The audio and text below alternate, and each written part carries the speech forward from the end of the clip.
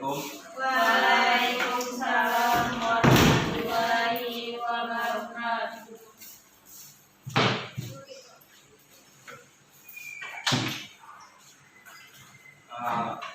Bagaimana keadaan kalian hari ini? Baik, Pak. Baiklah. Sebelum kita mulai pembelajaran kepada ketua kelas, silakan dipimpin doanya.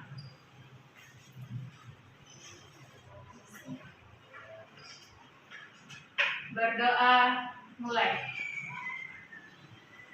Berdoa selesai. Baik, terima kasih kepada ketua kelas. Sebelum kita masuk pembelajaran, Bapak akan mengecek kehadirannya dulu.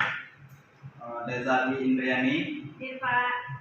Desi Susilawati, Hadir, Pak. Dinar Fareza, Hadir, Pak. Nur Fazira. Hadir, Pak. Baik, tampaknya hadir semua.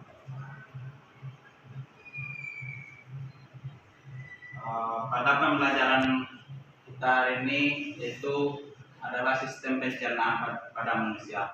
Nah, sebelum masuk pembelajaran pada sistem pencernaan pada manusia, Bapak akan menjelaskan dulu apa tujuan pembelajaran kita.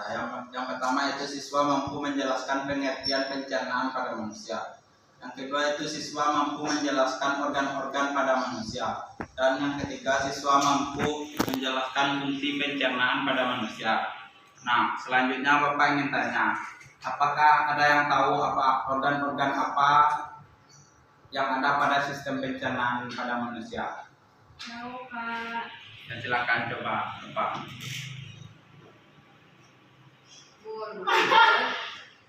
Terus, ada yang tahu lagi?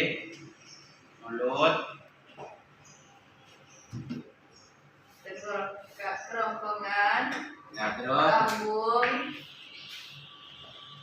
usus halus, usus besar, dan rektum. Anus. nah, baik. Itu dapat sekali ya organ-organ sistem pencernaan pada manusia. Nah, sekarang Bapak masuk ke pengertian sistem pencernaan pada manusia.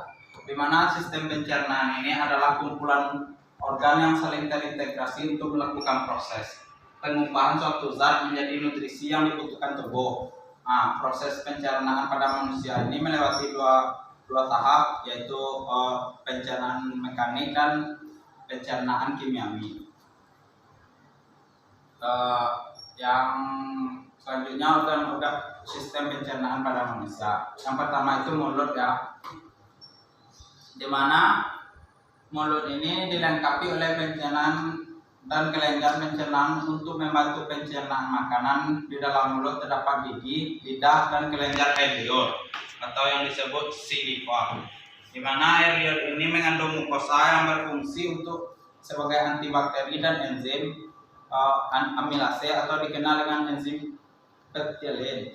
Enzim ini akan memecahkan molekul amilum menjadi maltosa. Untuk organ terakhir yaitu anus, di mana anus ini merupakan lubang pada ujung saluran pencernaan yang menghubungkan rektum dengan dunia luar atau udara luar. Nah, terletak di dasar pelvis.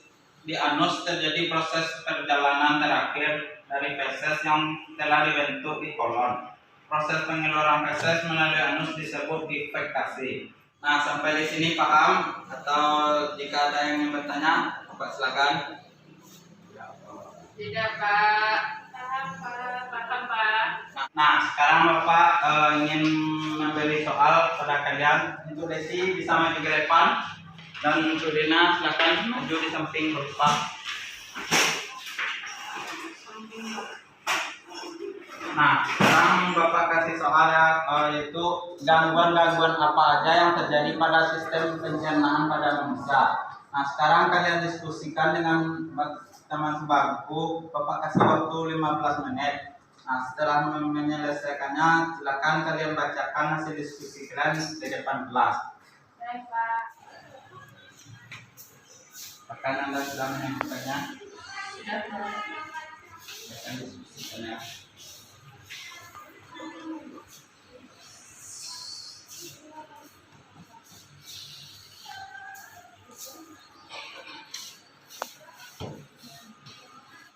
waktunya sudah habis. Apakah Anda sudah siap untuk berdiskusinya?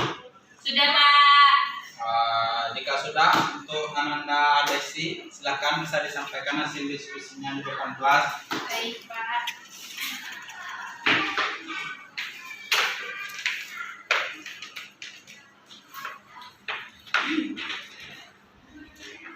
Baiklah, kelainan atau gangguan pada pencernaan yang saya dapat yaitu wasir atau hemoroid. Wasir terjadi ketika pembuluh darah vena yang terletak di luar maupun di dalam anus, saluran anus atau rektum mengalami pembengkakan. Penyakit ini biasa terjadi pada siapa saja, namun sekitar 50% itu terjadi di atas penderitanya di atas 50 tahun. Wasir ini menimbulkan nyeri dan gatal pada anus, benjolan di anus, serta keluarnya darah ketika kadang wasir juga bisa membuat penderitanya sulit untuk tidur. Yang kedua yaitu GERD atau gastroesophageal reflux disease atau GERD atau penyakit asam lambung. Terjadi ketika asam lambung naik menuju kerongkongan. Kondisi ini disebabkan oleh melemahnya katup sphincter yang terletak dalam saluran kerongkongan bagian bawah. Pada orang sehat, katup tersebut akan berkontraksi dan menutup saluran kerongkongan setelah makanan turun ke lambung. Namun pada penderita GERD, katup yang lemah menyebabkan kerongkongan tetap terbuka sehingga asam lambung naik ke kerongkongan.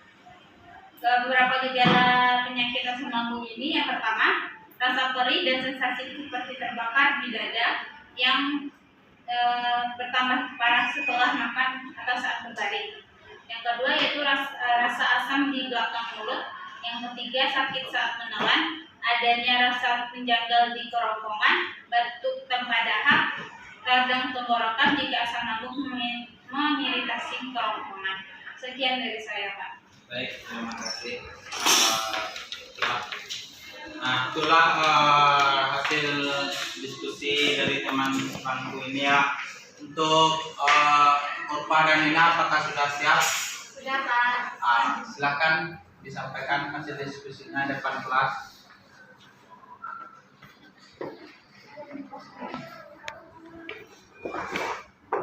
Baiklah, dari hasil pertemuan saya dengan teman sebangku, kami menemukan gangguan sistem pencernaan pada manusia. Yang pertama, diare. Diare adalah peningkatan frekuensi BAB lebih dari 3 kali dalam sehari, disertai perubahan konsistensi menjadi lebih cair. Kondisi ini bisa disebabkan oleh perubahan pola makan, infeksi rotavirus atau bakteri. Diare bisa berlangsung selama beberapa hari hingga berminggu-minggu. Yang kedua, sembelit. Konstipasi atau sembelit adalah perubahan frekuensi BAB menjadi lebih jarang dan disertai dengan kesulitan BAB. Hal ini bisa disebabkan oleh menurunnya pergerakan usus. Umumnya, seseorang dianggap mengalami sembelit ketika frekuensi buang air besar kurang dari 3 hari dalam seminggu. Sekian, Pak. Baik, itulah gangguan-gangguan sistem pencernaan pada manusia. Sedikit Bapak tambahkan, yaitu ada satu lagi gangguan pencernaan pada manusia, yaitu tukak lambung. Di mana tukak lambung ini adalah luka pada lapisan lambung dan usus halus bagian atas. Pengikisan dan luka tersebut umumnya disebabkan oleh infeksi bakteri. Nah, bakterinya itu disebut Helicobacter pylori atau penggunaan obat beredar dalam jangka panjang. Nah, umumnya tukak lambung ini menimbulkan nyeri ulu hati. Gejala lain yang bisa muncul pada tukak lambung ini yaitu rasa begah dan atau kembung. Yang kedua yaitu mual atau muntah, feses berwarna gelap. Selanjutnya perubahan nafsu makan, dan penurunan berat badan yang tidak diketahui sebabnya. Nah, itulah gangguan sistem pencernaan pada manusia. Untuk selanjutnya Bapak ingin menyimpulkan materi kita hari ini, di mana organ-organ yang terlibat dalam sistem pencernaan makanan meliputi mulut, faring, kerongkongan, eksofagus, lambung, usus halus, usus besar, dan anus. Untuk kelenjar pencernaan meliputi hati, dan gangguan pada sistem pencernaan sudah kita bacakan tadi, sudah juga didiskusikan dengan teman sekelas. Nah, maka dari itu karena jam kita sudah habis, Bapak akhiri pertemuan kita kali ini. Jika ada kesalahan dan kekurangan, Bapak mohon maaf. Terlebih dahulu kita mengucapkan hamdalah. Alhamdulillahirabbil alamin. Nah, Bapak akhiri. Assalamualaikum warahmatullahi wabarakatuh. Waalaikumsalam warahmatullahi wabarakatuh.